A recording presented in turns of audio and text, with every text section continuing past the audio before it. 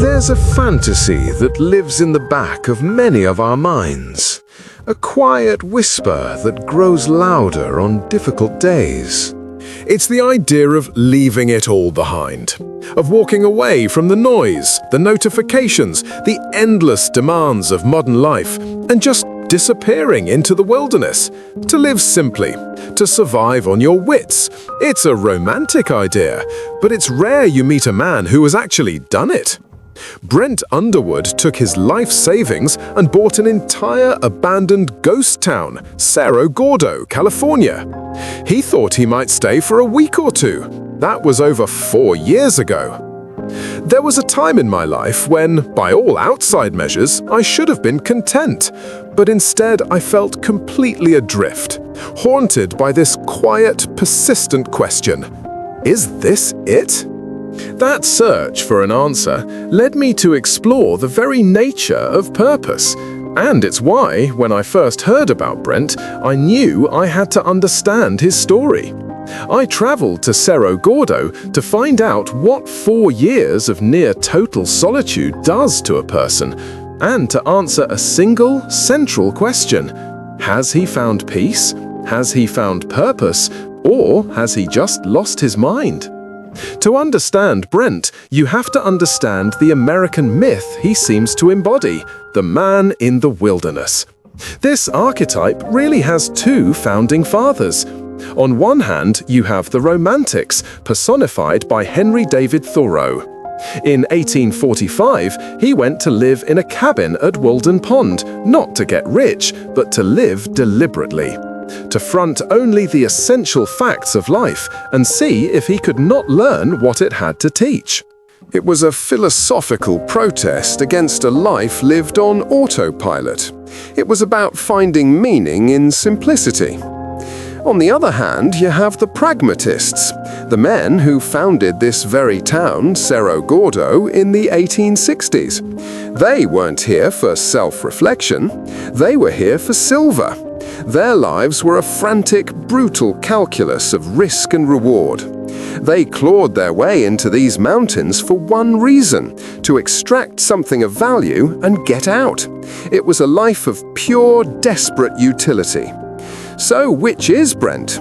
Is he the new Thoreau, seeking philosophical clarity among the Joshua trees?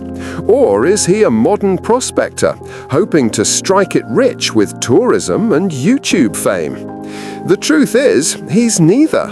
He's not living a simple, romantic life. His existence is bizarrely complex, managing 22 buildings, a cranky 150-year-old water system, and a small herd of goats. And he's certainly not getting rich. By his own admission, this town has been a financial black hole. So the fantasy of escape begins to crumble under the weight of reality, and Brent is the first to admit it. The dream that you can run from your problems is just that, a dream. The same anxiety, the same stress, the same issues still exist, he told me. Running to any mountaintop is not going to necessarily solve your problem. And this is a truth many of us learn the hard way, isn't it? Have you ever tried to escape a problem, a job, a relationship, a city, only to find it packed itself in your suitcase and followed you? Share your experience in the comments below. I'm curious to read your stories. When I was there, I had to be honest with myself. After the initial awe of the landscape faded, my dopamine-fueled monkey brain did not find peace or solace among the rocks and the dirt. I mostly just found boredom. The silence was deafening. There was a part of me that thought, this is it? This is the secret? Just enduring the quiet? If simple solitude wasn't the answer and escapism was a myth, then what was really happening here? What was the source of the quiet, undeniable purpose I saw in Brent's eyes? Just when I was about to write the whole thing off as a failed experiment, Brent told me he had something to show me, something he thought I'd appreciate, something that he believed held the real answer. He took me to see a tunnel, the Burro Schmidt tunnel. And this is where the story truly begins. The story goes like this. A man named William Burro spent 38 years, hand-digging a half-mile tunnel through a solid granite mountain. Let that sink in. Imagine waking up every day for over 13,000 mornings. You pick up a pickaxe and a shovel, you light a candle, and you walk into the dark. You chip away at solid rock, inch by painful inch, filling a wheelbarrow, dumping it, and returning. For what? For a shortcut to a market that, by the time he finally broke through to the other side, a new road had already made completely useless. From the outside, it is the definition of madness, the ultimate waste of a human life. But what if we're looking at it all wrong? The philosopher Albert Camus would have understood Burro Schmidt perfectly. He wrote about an ancient Greek myth, the story of Sisyphus. Sisyphus was a king condemned by the gods for all eternity to perform a useless task, to push a giant boulder up a mountain only to watch it roll back down again every single time. Camus calls this the absurd condition, the human tendency to seek meaning in a meaningless universe. And yet, Camus' conclusion is radical. He says, the struggle itself toward the heights is enough to fill a man's heart. One must imagine Sisyphus happy. Sisyphus is happy because he has accepted his task. His purpose isn't to get the boulder to the top, his purpose is the pushing. It's like watching a child on the beach, meticulously building a sandcastle, knowing the tide will inevitably wash it away. The joy isn't in the permanence of the castle, the joy is in the building of it. Burro Schmidt's purpose wasn't the tunnel, it was the digging. He had found his boulder to push. And in Cerro Gordo, Brent Underwood was about to find his. But inventing a purpose is one thing. How do you stick with it when all logic tells you to quit? The answer for Brent came from the sky, in the form of a disaster. One night, the American hotel, the 150-year-old centerpiece of the town, the physical manifestation of all his hopes and savings, caught fire, and it burned to the ground. Everything was gone. In the smoke and ash, most people would see an ending, an exit ramp. A sign from the universe to give up and go home? Brent saw the opposite. He told me it was either abandon ship or double down and commit that this definitely is it. This is where another philosopher comes in, the Danish thinker Søren Kierkegaard. Kierkegaard argued that the most important moments in life require a leap of faith. This isn't just a religious idea, it's a profound psychological one. It's the moment you must abandon reason, analysis, and all your backup plans and make a total, irrational commitment to one path. You have to burn the boats.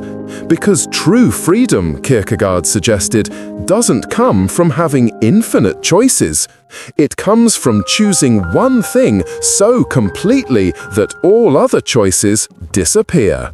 The fire was Brent's leap of faith. It was an involuntary burning of the boats. There was no plan B anymore. The safety net was gone.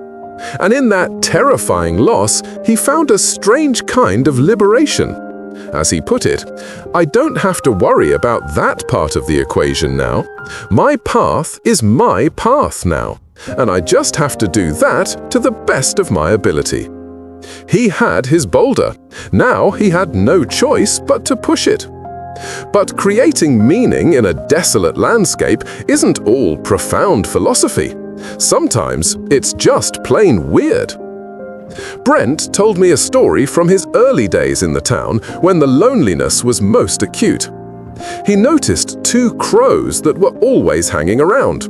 He named them Heckle and Jekyll, and he started talking to them. He would walk around the property, venting his frustrations to these birds, telling them about his day, his anxieties, his hopes. They became his companions, his silent confidants. One day, a friend called to check in on him. Brent, without thinking, started complaining about his day and ended with, "And then Heckle and Jekyll were being real jerks today." There was a long pause on the other end of the line, and in that silence, Brent had a moment of stark realization. He told me, laughing, "I realized my days had revolved around conversations with birds."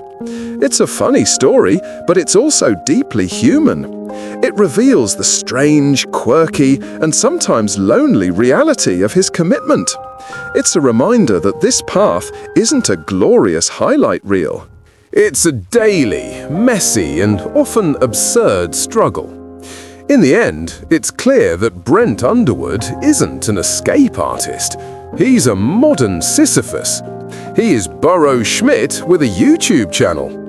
He has traded the illusion of infinite choice for the freedom of a single, all-consuming task.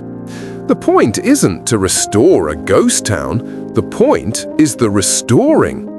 The point is the arcane, useless knowledge he's accumulated about 19th century mining techniques, timber framing, the proper handling of dynamite. None of this has any practical utility in the modern world, but it has given his life an immense and undeniable sense of purpose. True freedom, it turns out, isn't the freedom to do anything you want. It's the freedom from being distracted by a million things you don't really want. It's the liberation that comes from total commitment to a task you've chosen, or a task that has chosen you. In the end, Brent found the boulder he's happy pushing. The real question is, have you? If this story resonated with you, consider subscribing. It's the single best way to support more deep dives like this one. And if you know someone who's asking these same questions, feel free to share this with them. My name is Sam Carter. Thank you for thinking with me.